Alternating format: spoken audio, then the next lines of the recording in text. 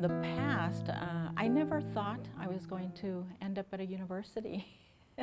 I actually started my initial college training was to be an elementary teacher. And after I finished my elementary credential, I became a high school teacher. And soon after, I became a high school counselor. Then I went back and I did elementary and middle school counseling. So in the K-12 system, I have a very well-rounded experience. And then I decided that, I had kind of learned how to do counseling in the K-12 system. And I wanted new challenges, and that's when I decided that I would go back to school and get a doctorate and see where that would take me. So I ended up enrolling, doing a doctoral program in educational psychology. I have a minor in multicultural studies, and as soon as I finished that program, I got hired here at San Francisco State. They wanted somebody who had the school counseling experience to come in and coordinate their school counseling program. So that was that was a kind of a new phase in my life, an interesting phase. I should also tell you that during that whole entire time when I was going to college and while I was a school counselor in the K-12 system, I was also a volunteer for community radio. And I've always believed in community and have always wanted to give back to community. And I started seeing the value of educational programming via radio.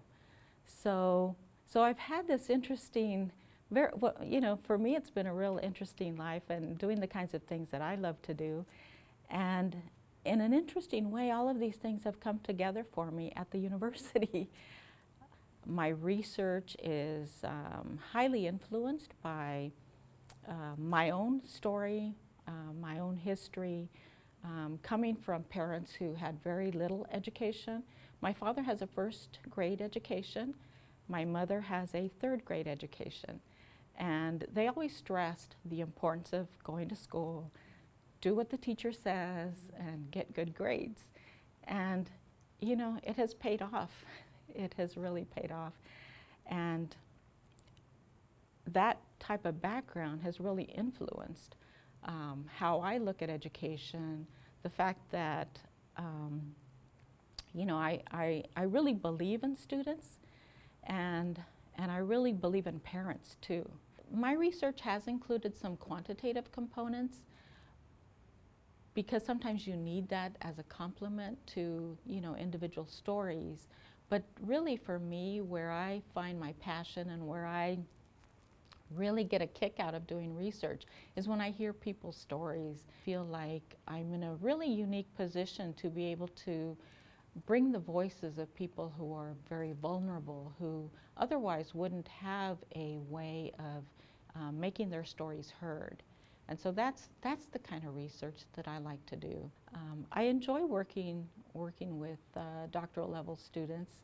And again, we tend to think that they have it made, that they're, able to figure things out on their own, but it's their first time going through the program, and especially if they are, again, a first-generation college student, they are going to struggle, and it is easy to feel like you're alone, like there's nobody who can help you, that it can become overwhelming. With the students who are exiting our programs, who are exiting our doctoral programs, who, they are going to play leadership roles out in the community.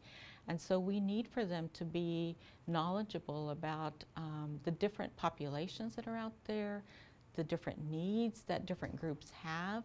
That's what I would really hope that we're able to convey to our students coming through our programs, that their role in the world is to make it a better place for everybody. And it starts with making a connection with human beings who have very real needs and who are waiting for us to reach out to them.